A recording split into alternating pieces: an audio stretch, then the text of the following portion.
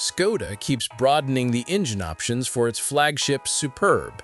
At the start of 2026, the Czech brand, to prove it means business, unveiled an updated plug-in hybrid version of the new Superb, a model frequently referred to as the Toyota Camry Slayer.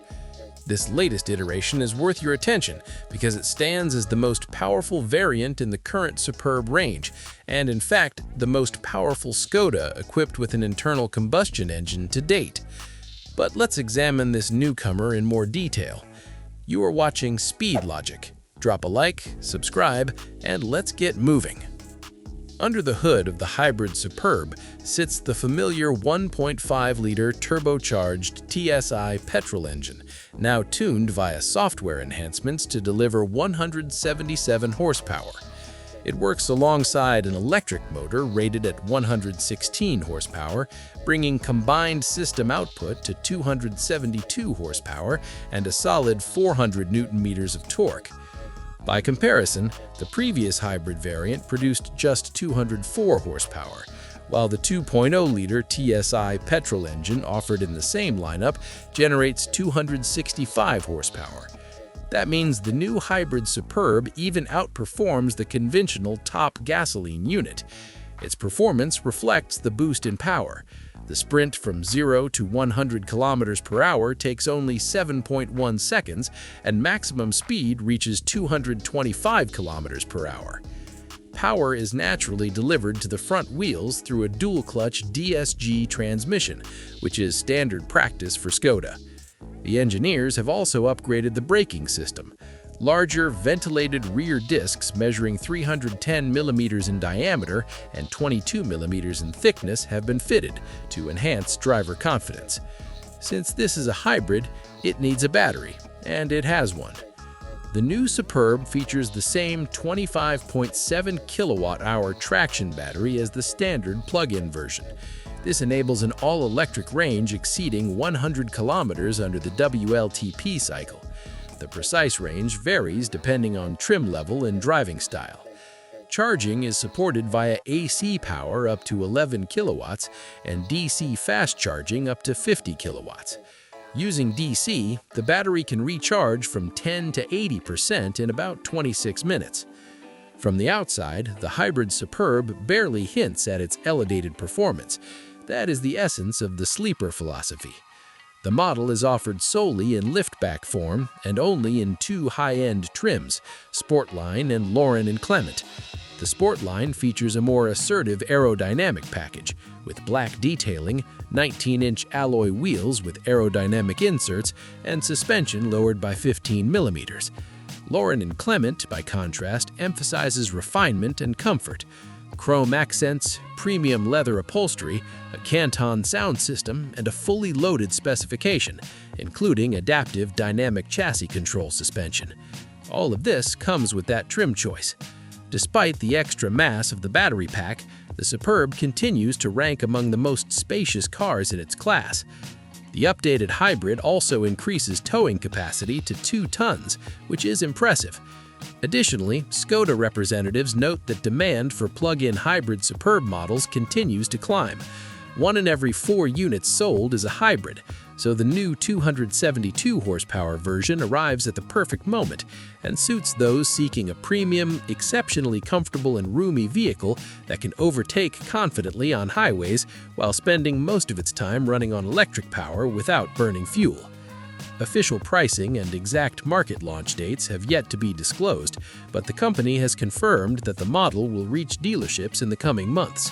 Authoritative Japanese outlet Best Car claims that the next-generation Lexus IS will ditch the internal combustion engine altogether and arrive in 2027 as a fully electric model. The report has already circulated through major global automotive media and sparked mixed reactions. Another concerning detail is that the electric IS will be radically different from the car Lexus sells today. Its styling is expected to heavily mirror the LFZC concept unveiled by Toyota at the Japan Mobility Show in 2023. That implies a sleek, low-slung aerodynamic profile, gigacasting manufacturing processes similar to Tesla's approach, and new-generation prismatic battery cells designed to potentially double driving range. According to the information available, Lexus is targeting a drag coefficient below 0.2, which would place the new IS among the most aerodynamically efficient production vehicles in the world, a critical factor for an EV. The lineup is said to begin with a single-motor rear-wheel drive version, while the flagship variant will feature dual motors, all-wheel drive, and output around 500 horsepower. Reports also indicate that the initial 2026 launch timeline has been pushed back to 2027, partly to synchronize the debut with second-generation bipolar batteries and third-generation electric motors developed by Aisin. In other words, the postponement appears to be strategic. Toyota has chosen to wait for more advanced and refined technology rather than release a transitional product.